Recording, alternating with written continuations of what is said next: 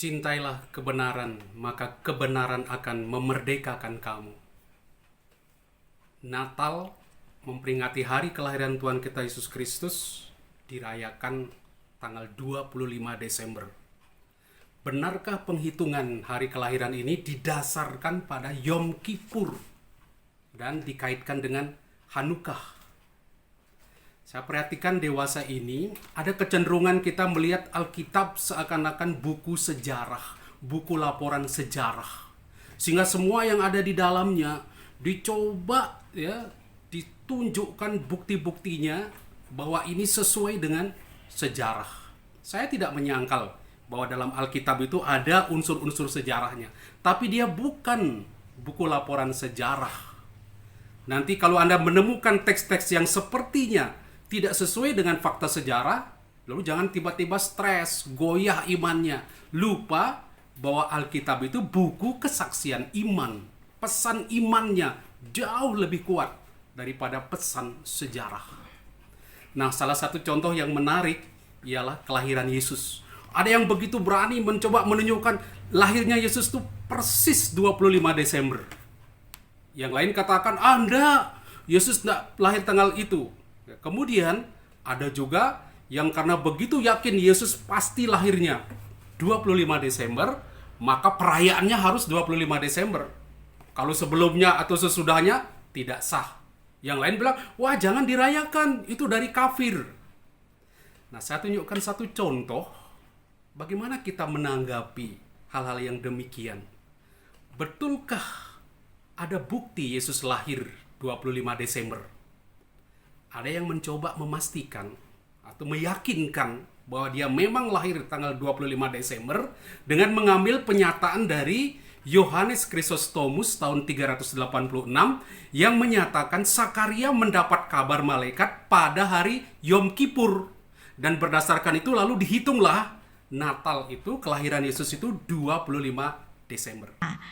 Dan Yohanes Chrysostomus tadi itu menuliskan lebih jelas lagi bahwa ketika Imam Zakaria itu menerima berita dari malaikat, ya, itu kapan kira-kira?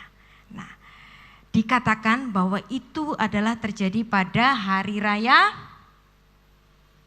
Yom Kippur. Yom Kippur, malaikat Tuhan datang kepada Imam Zakaria yang melayani di Bait Allah pada hari itu. Nah, kemudian hitung-hitungannya dari para bapak gereja ini, diperkirakan Elisabeth istrinya itu mulai mengandung pada tanggal 15 Tisri. Nah, Yom Kippur itu kan 10 Tisri. 15 Tisri itu hari mengandungnya Elisabeth. Kenapa? Karena dihitung dia melayaninya berapa lama, pulangnya dari Yerusalem ke Hebron itu berapa lama. Nah, sampai sedemikian detil. Benarkah demikian? Apakah kalau yang mengatakan itu Bapak Gereja Yohanes Chrysostomus berarti itu pasti benar bahwa Yesus lahir 25 Desember?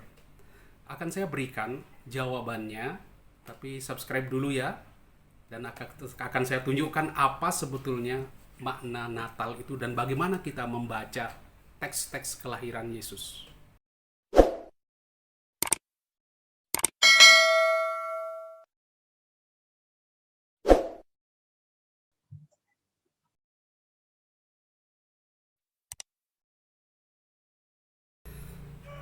Logika pikirnya tuh seperti ini. Zakaria mendapat kabar malaikat bahwa doanya dikabulkan pada hari Yom Kippur, itu tanggal 10 Tisri. Orang Yahudi, itu bulan Yahudi, dan bulan Tisri itu sama dengan sekitar September dan Oktober karena mulai dari pertengahannya. Lalu Zakaria pulang sekitar 15 Tisri, yaitu 25 September, itu Elisabeth mulai mengandung. 6 bulan kemudian, karena Maria mendapat kabar 6 bulan sesudah Elisabeth mengandung, yaitu 25 Maret, Maria mengandung. 9 bulan kemudian Yesus lahir 25 Desember. Ya, tepat tuh. Tapi benar enggak Yohanes atau Zakaria itu mendapat kabar bahwa istrinya akan melahirkan anak yang bernama Yohanes itu tanggal 20 pada hari raya Yom Kippur? Benar enggak? Saya akan tunjukkan, walaupun ini yang mengatakan Bapak Gereja Yohanes Chrysostomus tahun 386, saya akan tunjukkan bahwa ini tidak benar. Saya akan tunjukkan alasannya. Anda tahu, Yom Kippur itu hari raya besar, hari raya penebusan dosa, hari raya pendamaian bagi orang Yahudi. Itu dirayakan hanya 1 kali dalam setahun. Lihat Imamat pasal 16. Pada hari ini orang Yahudi puasa penuh. Dia doa, kemudian dia melakukan upacara pendamaian dengan mempersembahkan kurban penebusan dosa. Dan upacara ini dipimpin oleh imam besar, bahkan dengan pakaian kudus. Apa yang dirayakan waktu itu? Pertama, imam akan mempersembahkan kurban bakaran berupa domba jantan. Yang kedua, dia akan mengambil 2 ekor kambing. Lalu kambing itu, ya, kalau ada kambing itu akan diundi di depan kemah pertemuan. Ya. Itu diundi yang 1, karena ada 2 kambing jantan, diundi ya, 1 dipersembahkan untuk Tuhan, ini dipersembahkan di sini. Ini diundi di sini. Lalu setelah mereka menemukan 1 untuk Tuhan dan 1 nanti untuk dipersembahkan kepada Azazel. Kambing yang pertama yang dipersembahkan untuk Tuhan itu nanti akan disembelih. Lalu darahnya dibubuhkan pada tanduk-tanduk mezbah. Ya, tanduk-tanduk mezbah itu ada di sini. Ini ada altar di sini, ada mezbah di sini yang memakai tanduk-tanduknya. Di sini dia akan direciki di situ, kemudian tanduk-tanduknya juga dibubuhi dengan darah itu sebagai tanda penebusan mereka, persembahan mereka kepada Allah, kurban pendamaian dengan Allah. Kemudian kambing yang kedua itu akan ditaruh di depan. Ya. Imam menumpangkan tangan atas kambing itu. Pertama dia tumpangkan tangan atas orang-orang Israel yang berdoa di situ. Mereka tumpangkan tangan, lalu pindah tumpangkan tangan ke kambing itu. Artinya apa? Dosa-dosa orang Israel diambil, diberikan kepada kambing itu. Maka ada istilah namanya kambing hitam. Ya, diberikan kepada kambing itu, lalu kambing itu dibuang ke padang gurun untuk diberikan kepada Azazel, ya, raja padang gurun, ya, setan padang gurun. Dia akan memakan kambing itu. Itu upacara besar sekali. Anda bayangkan, dalam upacara yang besar demikian, itu ketika Zakaria, pertama Zakaria itu apa? Bukan imam. Dia bukan imam. Karena itu, dia tidak mungkin, dia bukan imam besar maksud saya, dia hanya seorang imam. Karena itu tidak mungkin dia yang mempersembahkan. Apa buktinya bahwa dia bukan imam besar? Saya beri contoh, ada buktinya, ya, siapa saja yang menjadi imam besar waktu itu. Pertama, ada sistem untuk menjadi imam besar itu caranya bagaimana?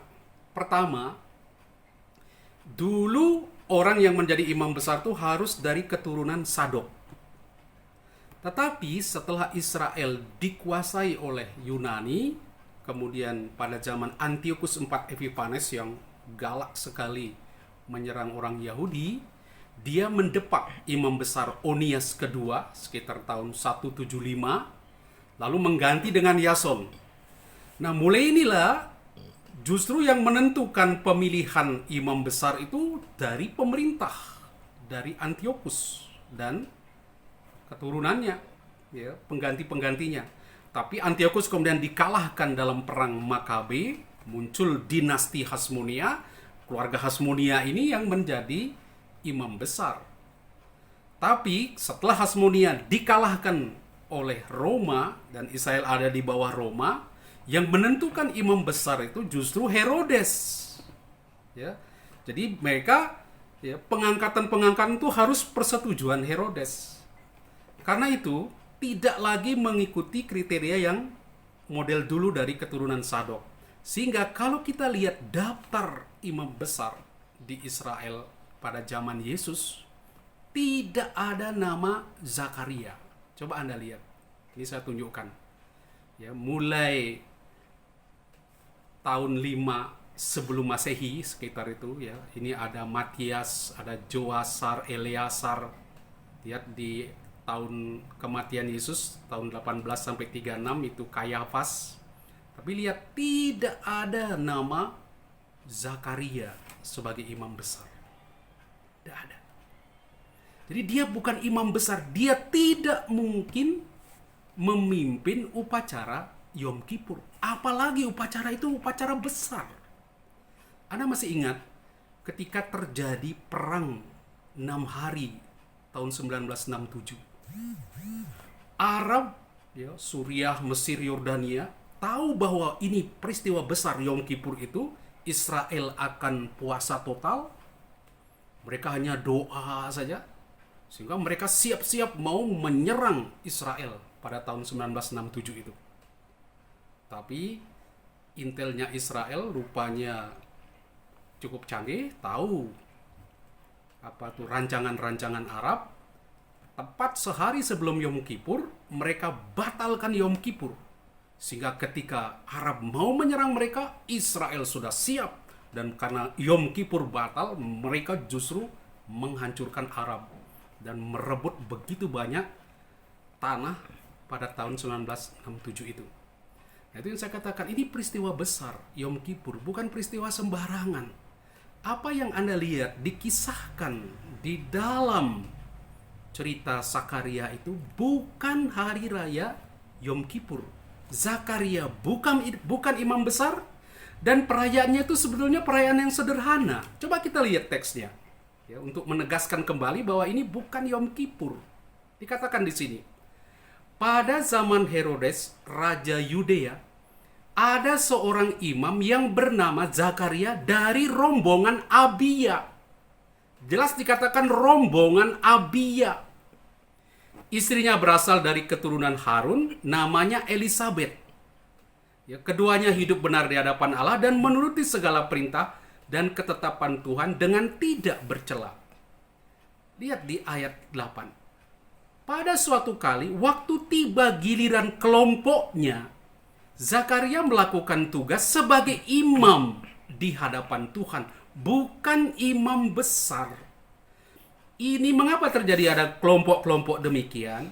Karena memang keturunan Harun dari Eleasar dan Itamar dibagi dalam 24 kelompok untuk penyelenggaraan ibadah. Anda bisa lihat di dalam 1 Tawarikh pasal 24 ayat 10. Itu ada Yoyarib, Yeyada dan seterusnya. Abiya itu nomor 8. Tiap kelompok mendapat giliran tugas di bait suci selama 1 minggu dan 2 kali dalam setahun.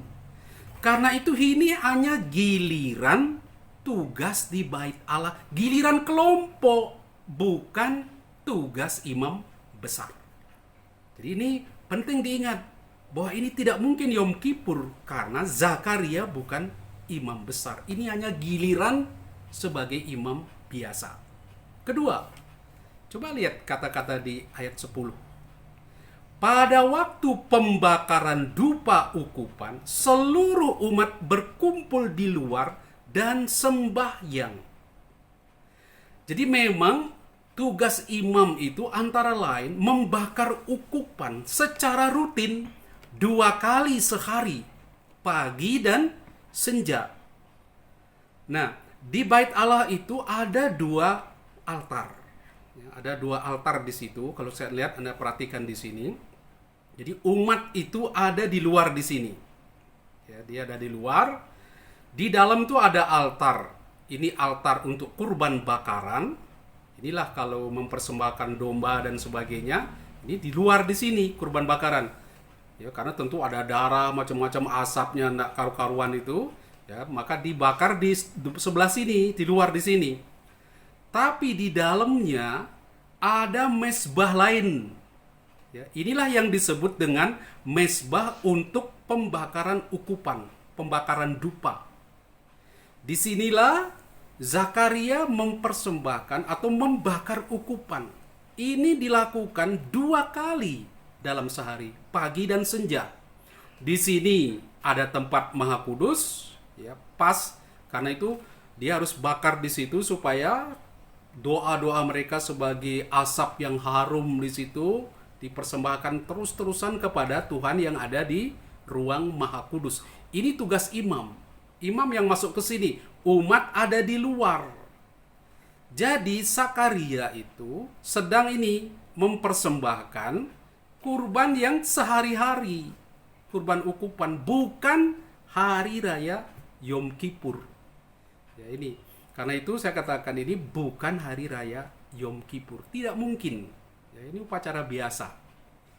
Nah, seandainya itu Yom Kippur, bayangkan, masa gara-gara berita malaikat orang Yahudi lalu tidak merayakan upacara pendamaian? Karena keluarnya Zakaria tidak ngomong apa-apa. Jadi Zakaria ada di sini, di posisi ini, setelah dia mendapat malaikat ini, kabar malaikat di sini, lalu dia keluar. Ya, dia keluar nih, dari keluar di sini, dia keluar dari gerbang ini. Itu ada umat menantikan di luar sini, dia bisu. Seandainya Yom Kippur, dia harus adakan upacara penebusan dosa, itu harus tumpangi tangan. Ini bisu semua bagaimana? Ya, tidak bisa buat apa-apa. Ya, karena itu ini jelas bukan hari raya Yom Kippur. Nah, lalu kenapa Yohanes Chrysostomus, seorang uskup, mengatakan itu lahirnya, mengaitkan kelahiran Yesus itu dikaitkan dengan Yom Kippur? Mengapa? Harus diperhatikan. Dia dalam konteks apa berbicara? Dia itu lagi khotbah. Ya, khotbah 20 Desember tahun 386. Sebagai seorang uskup, dia tahu situasi umatnya apa. Ada pertengkaran di antara umat. Ada yang setuju Natal 25 Desember, ada yang tidak setuju. Lalu dia sebagai pengkhotbah, bukan sebagai guru sejarah, mau menjelaskan sejarah, bukan. Dia mau mengajak jemaatnya, mau kalian tuh rukun, sama-sama merayakan Natal 25 Desember. Lalu dia beri sedikit pendasaran, dan ini salah satu pendasarannya, hanya untuk meyakinkan saja, supaya orang memperingati kelahiran Yesus tanggal 25 Desember. Dia tidak mau mengatakan, dan dia tidak mau mengatakan, saya ini tahu Yesus lahir persis 25 Desember. Tidak. Dia mengajak umatnya, mari kita rayakan tanggal 25 Desember kelahiran Yesus. Itu peringatan. Sama dengan misalnya ketika Jokowi tanggal 15 Oktober mengeluarkan keputusan presiden bahwa 22 Oktober itu hari santri. Hari santri nasional. Seperti itu misalnya. Bukan karena santrinya lahir tanggal 22 Oktober atau pesantren-pesantren itu lahirnya 22 Oktober. Tapi karena apa? Karena tanggal 22 Oktober ada peristiwa sejarah. Yaitu 22 Oktober 1945, pahlawan nasional Kiai Haji Hashim Asy'ari menyerukan perintah kepada umat Islam untuk berperang jihad melawan tentara sekutu Inggris yang mau kembali lagi menguasai kita setelah kita merdeka.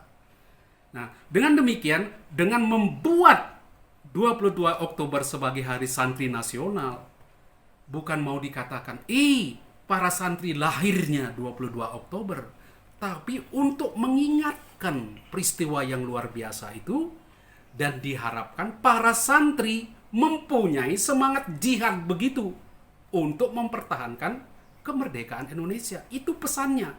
Demikian juga mengapa Natal dirayakan 25 Desember. itu mempunyai pesan yang jauh lebih dalam daripada kita ngobok-ngobok seakan-akan itu historis.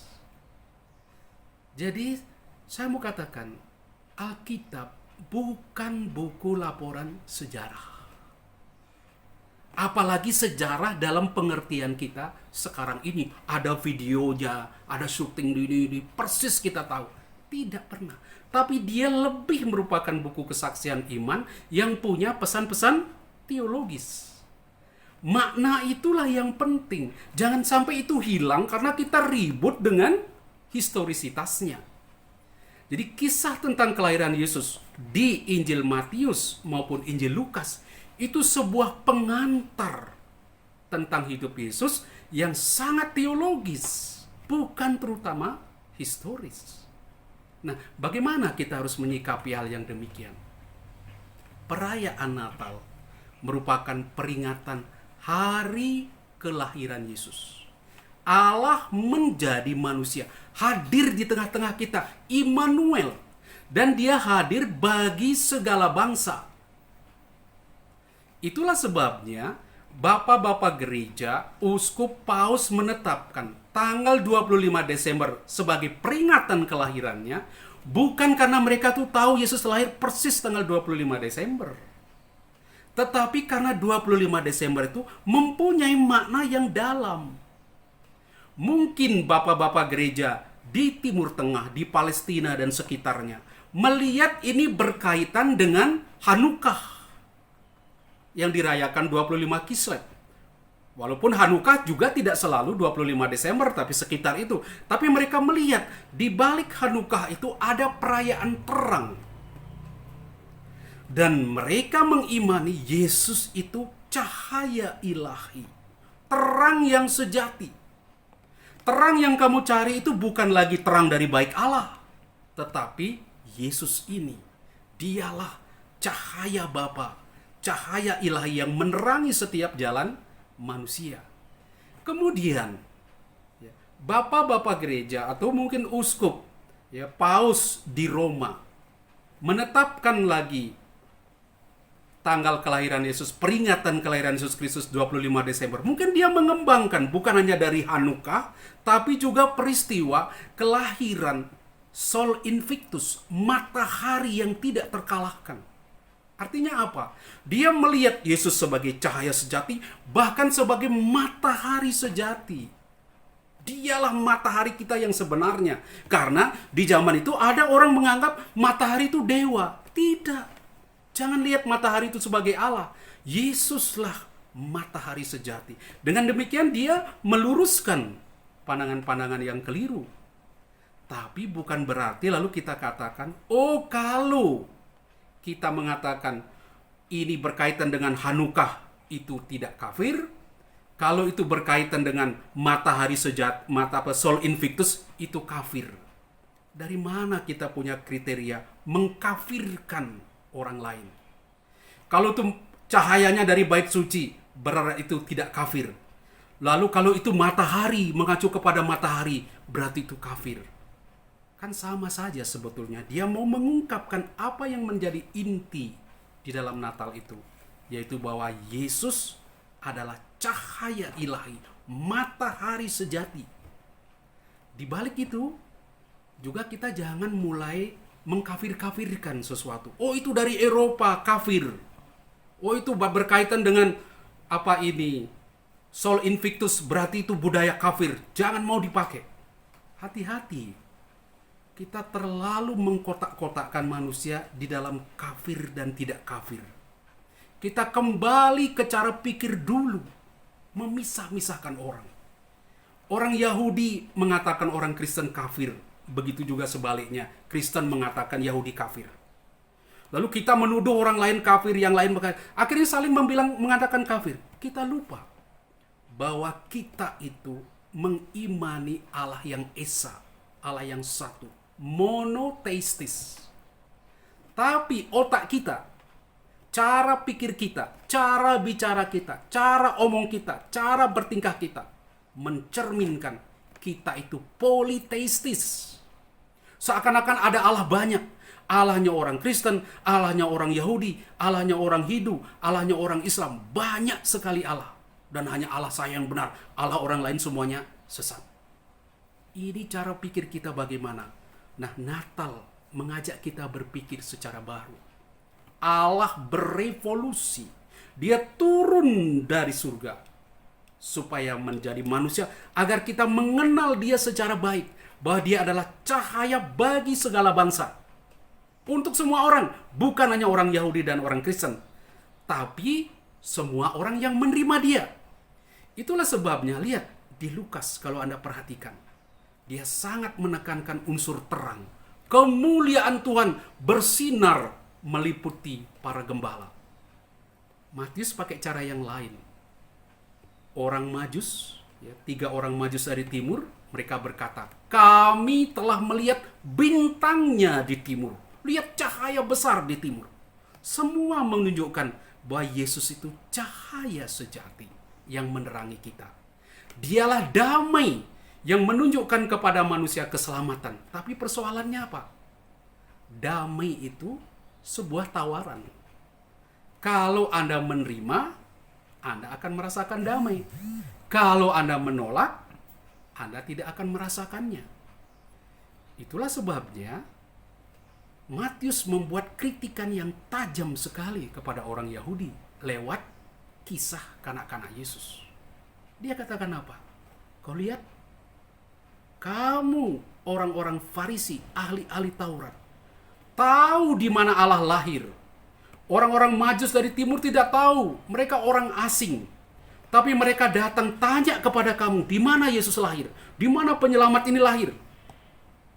Dan kalian tunjukkan di mana tempatnya. Kalian tahu ini. Tapi tidak satu langkah pun kalian menuju ke Bethlehem untuk menyembah dia.